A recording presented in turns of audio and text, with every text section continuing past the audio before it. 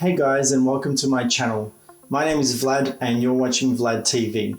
In today's video we're going to be unboxing the Galaxy Note 10 Plus, and we're also going to talk about a couple of things that you should know before buying. So let's jump right in.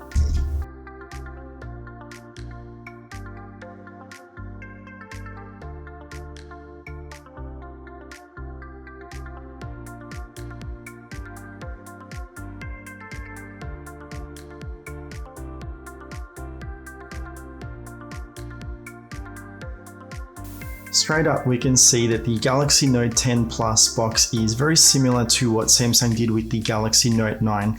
We have the S Pen color on the front, and this is the 256 gig storage option, Galaxy Note 10 Plus, and that is the Aura Glow color. So let's go ahead and open up the box. Now I've already cut the seal to make it easier for the video. And first up, no surprises, we have the phone itself. And I can tell you straight out of the box, the Aura Glow color looks stunning. Sometimes it looks like it has this rainbow cool effect, but sometimes it is blue or gray. It's very interesting to look at. We'll get back to that shortly. So next up we have some information about the Samsung stores and Samsung technical support. We have the power adapter, and that has a USB Type-C connection on there. We have the USB cable, and you'll notice this time around it has a USB Type-C on both ends. So if you want to connect your phone up to a computer that doesn't currently have USB Type-C connections on there, you will have to use an adapter or you will need a separate cable. We've got the headphones, which normally I don't use, so I'm just going to leave them as they are. And then lastly, we have a USB Type-C to USB-A adapter. This is normally used for transferring data from your old phone, like an iPhone or any other Android phone. And then lastly, we have the tweezers for the removal of the S Pen tips, and a couple of S Pen tips in there as well. Now I noticed this year Samsung has included less tips. In fact, they've only included 2. From previous years, I know they normally include a few more. So I'm not sure if this was maybe because people were not really using them, or whether this is a way of cost cutting for Samsung. But I do know that I've never really had to change the S Pen tips on any of my Note phones. So 2 should be more than enough for most people. It all depends on how you use your S Pen and the amount of wear it receives. And lastly, stuck in the cover, we have the SIM removal tool. And Samsung has also included a clear cover for the phone itself this year. And there's some more information on warranty and a quick start guide. Going back to the phone itself, on the front we have, of course, the beautiful Infinity O display. It is a 6.8-inch display if you don't count the rounded corners. On the right side we have nothing. It's all clear. Samsung has decided to remove the power button from here where it would normally be placed on the right side. On the top we have a microphone hole, a hole for the earpiece speaker sound to escape from. We'll talk more about that shortly, and the SIM tray. On the left side of the phone we have the volume up and down buttons, as well as the hybrid Bixby and power button. Now this button serves as the power button as well as the Bixby button. It can be remapped in the settings. On the bottom of the phone we have the S Pen, we have the speaker grill, and we have the USB multi-purpose port. That is a USB Type-C. So that serves as the charging port as well as headphones, because you'll notice Samsung has removed the headphone jack this year. And we also have a microphone. Now, before we talk about the phone specs, I just want to mention that this is the Australian version and other countries or regions might have slightly different specs. The Note 10 Plus that we have here today is the 256GB storage in the Aura Glow color. The model that I have today is powered by the Samsung Exynos processor, and it is the 4G model, not the 5G version. 5G is currently not widely available here in Australia, so it didn't make sense to spend the extra money on it. Also worth noting is the video is not sponsored in any way. Samsung did not send me this phone. I have purchased the phone myself, and this is my honest first impressions as someone who's familiar with the Samsung brand and how the phones operate. In the camera setup, we have the standard lens, which is the 12 megapixel wide angle lens with dual aperture. This is the standard lens that turns on by default when you open the camera. We have the 16 megapixel wide angle lens. This is used for zooming out. And then we have the third lens, which is the telephoto lens, used for zooming in. And then of course, that's the time of flight sensor there, used for measuring the depth. The third microphone on the back of the phone is actually used for the zoom audio function that Samsung has introduced to video recording this year. And that can be turned on and off in the camera settings. Now, going back to the camera, the setup is very similar to what the S10 series phones had. However, this time around, Samsung has added a time of flight sensor. The time of flight sensor is essentially a depth vision camera. The name of the sensor is pretty self-explanatory. It senses depth, it is used for measuring distance between objects, and it is mostly used in the live focus mode for blurring the background in an image. There is no doubt that the camera setup is just as good, if not better, than the Galaxy S10 series, and I'm yet to test it in the real world. But Samsung is generally well known for having one of the best cameras on the market in their flagship handsets. And a website by the name of DxOMark recently rated the Note 10 camera as the best on the market that is currently available. On the front of the phone, we have a single 10 megapixel selfie camera with a 2.2 aperture. This time the camera has been moved to the center of the screen, which allows for a more symmetrical design, whereas previously on the S10 Plus, it was to the right. Samsung has also made the camera hole a little bit smaller, but they have sacrificed a little bit on the aperture. The S10 series had an f1.9 aperture on the front, whereas the Note 10 has f2.2. But in saying that, it shouldn't really make much difference in the photos. And besides, with the Note 10 Plus, you can use the rear cameras to capture your photos, because you can use your S Pen as a remote by pressing the button there, and that will take the photo. And that way you don't miss out on any resolution. You can utilize the full camera setup on the back.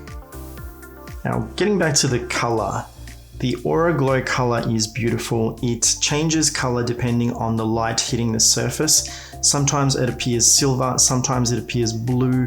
It can be green or red. It's really hard to describe it. It looks really beautiful in person, and it's quite funky and cool. I would probably describe the phone color as a chameleon in a nightclub. It changes color and it adapts to the scene. The phone that I have today is the single SIM version. It takes one SIM card, and then you can also add a micro SD card. You can also purchase a dual SIM version, but it is only available in some regions. So the battery on the S10 Plus is 4,300 milliamp, and it supports super fast charging. However, the charger that comes in the box is a standard 25-watt charger that Samsung has included. They have also announced a 45-watt charger, which is supposed to have even faster charging, but they have chosen to sell the 45-watt charger separately, or it could be to reduce the outright cost of the phone, so that way it is not as expensive as some of the other brands out there. What do you think? Let me know in the comments section below what you think. However, in saying that, for most people, the 25-watt charger that comes in the box should be sufficient, as it is also an improvement on the Galaxy S10. Now, the RAM memory on my Galaxy Note 10 Plus is 12 gigabytes, and that is pretty impressive for a phone. It is actually more RAM than what my desktop computer currently has. The phone storage is 256 gigabytes and it is expandable with a micro SD card. Of course, in some markets you can get different storage variants, but in Australia the highest storage capacity is reserved for the Note 10 Plus 5G version. The stereo speakers appear to have been slightly updated on the Galaxy Note 10 Plus, and I can tell you there is a little bit of difference in the sound compared to the Galaxy S10 Plus. This is a little bit hard to demonstrate on camera, but I will play some sound and we'll see how we go. I'm going to also turn on the Dolby Atmos to get the full experience.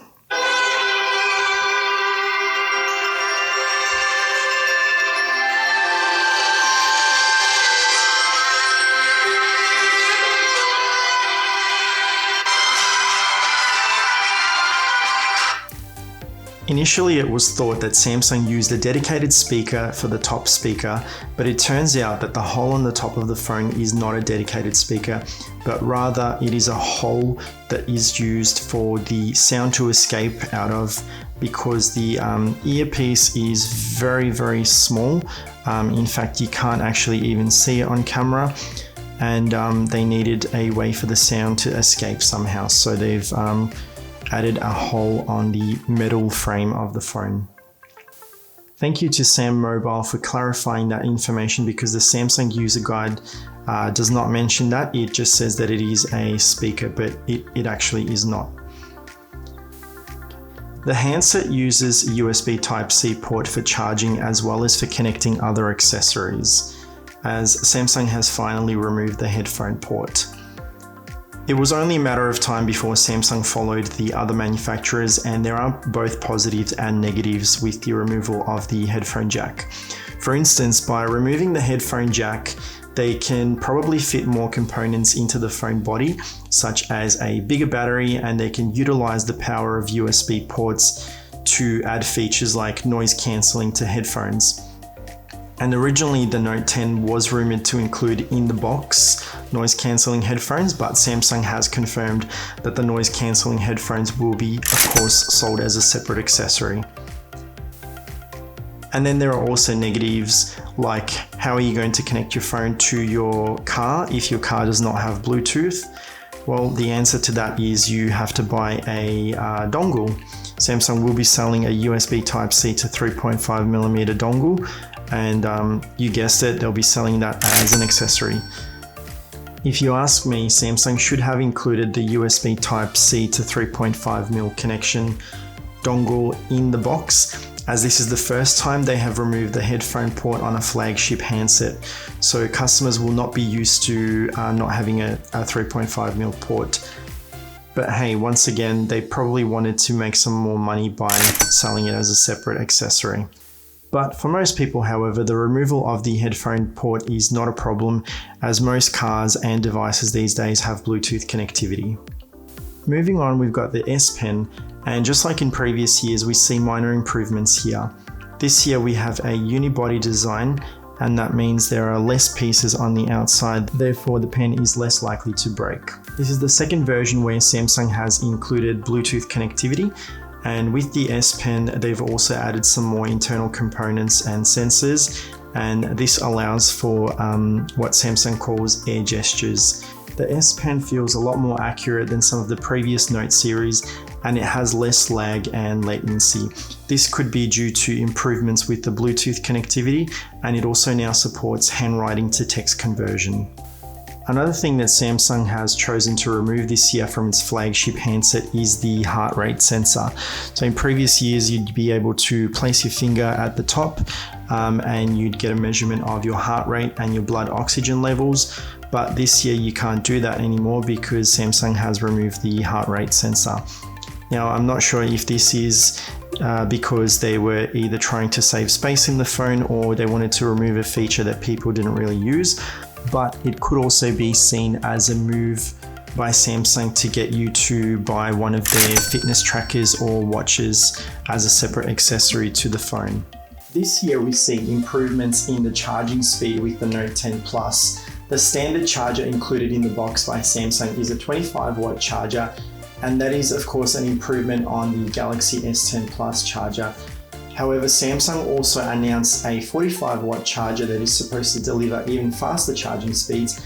But of course, if you want the 45-watt charger, you will have to fork out some additional coins.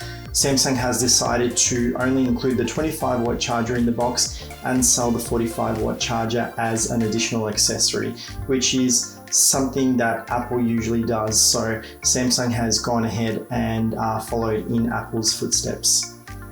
You might also notice the design of the power adapter has changed. This time we saw the USB cable had USB Type-C ports on both ends, and the USB cable now plugs in on the top of the charger. In previous years, Samsung chargers would plug in on the side of the AC adapter, and of course that meant you could either struggle plugging it into your power board, or you might have limited space, or you could be losing the second power point because of that extra space the cable took up. So this year Samsung has gone ahead and finally changed that, and it no longer takes up as much space as previous chargers. Samsung has once again decided not to include an LED notification light on the phone, which is something they started with the Galaxy S10 series. With previous models, you had an LED light at the top of the screen, and whenever you received the notification, the LED light would flash, notifying you that you had a notification. But this year we saw phones without an LED notification light, and normally you would not know that you had a notification unless you had your phone sound on and you heard the notification sound, or the other alternative is having the always on display on, and of course that uses a little bit more power. So I'm certain that if Samsung tried hard enough, they could have somehow implemented an LED notification light. That is something that I really miss from the older series phones. They could have potentially either fitted the notification light on the power button or even on the side of the frame. Another thing that I noticed with the Note 10 is the USB cable that comes in the box is actually about 20 centimeters shorter than previous USB cables that Samsung has included. So whether or not this is another move by Samsung for cost cutting is unknown, but you will no longer be able to charge your phone at the same time as well as lay in bed and use it, because the cord is a lot shorter. And if it is a cost-cutting thing, I would love to know from Samsung how much they are saving per phone by shortening the cable by this much. Even though the camera is great, the camera setup is a little bit underwhelming and disappointing. There was high hopes initially when the Note 10 was rumored, and there was some rumors that it was going to include a high megapixel sensor with zooming capability, which is something similar to what Huawei does with their phones. But unfortunately, that did not make it to the final product. Whether it was just rumors or a design change that Samsung decided on remains unknown. And the funny thing is that Samsung does manufacture high-resolution camera sensors, like the one that they recently announced for Xiaomi, which is a Chinese mobile brand. They announced a 108 megapixel sensor. Now, I don't know why they don't include any of these high resolution sensors on their own flagship phones, but it could be because they're saving it for the next big flagship, which is the Galaxy S11, or it could be for another unknown reason. What do you think? Let me know in the comments section below. One thing that you should know about the Samsung Galaxy Note 10 Plus is that it is not compatible with the Samsung Galaxy VR.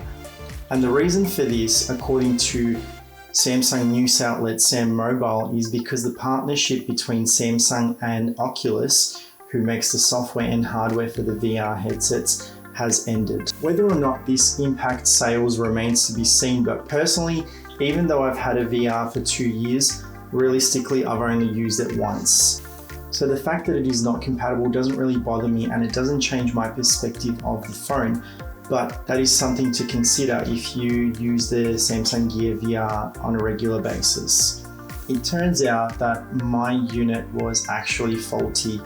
I opened up the box, set up the phone, switched it on, and I started getting a notification saying reconnect your S Pen. I followed all the steps on the screen and I couldn't set up the S Pen. I then chatted to Samsung online support and performed every troubleshooting step that they wanted me to, and still no go, my S Pen would not connect to my phone. Then I tried my S Pen on another Galaxy Note 10 and it worked without a problem. So then I tried the other S Pen in my phone and it still would not connect. So I'm assuming there is something wrong with the phone itself. It is not detecting the S Pen.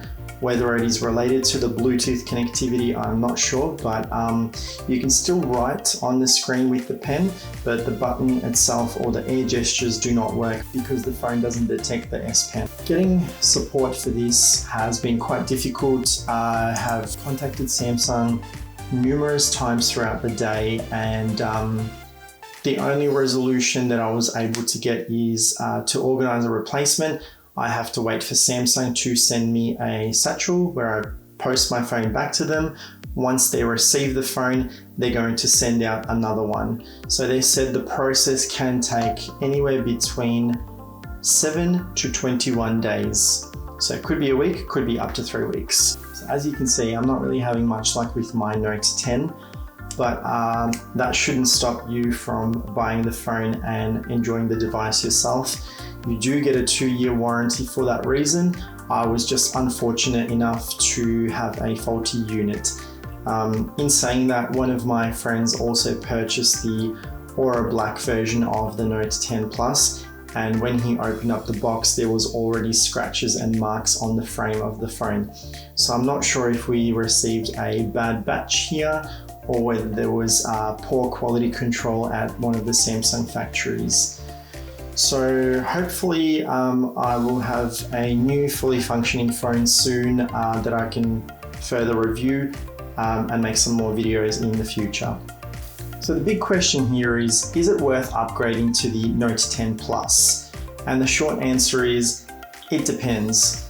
If you have an older phone like a Galaxy Note 8, an S8 or an S8 Plus, then I think there is enough difference in the phone features and the cameras to warrant an upgrade. If you have a newer phone, like let's say a Note 9 or a Galaxy S10 or S10 Plus even, yes, there is differences, but the differences are minor. They're not drastic changes.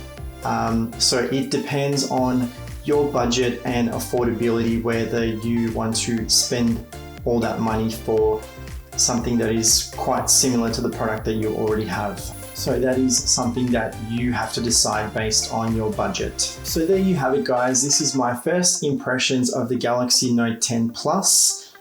As always, if you have any questions, feel free to leave them in the comments section below and I'll do my best to answer them. Thank you for watching, and if you liked the video, please give it a thumbs up and subscribe.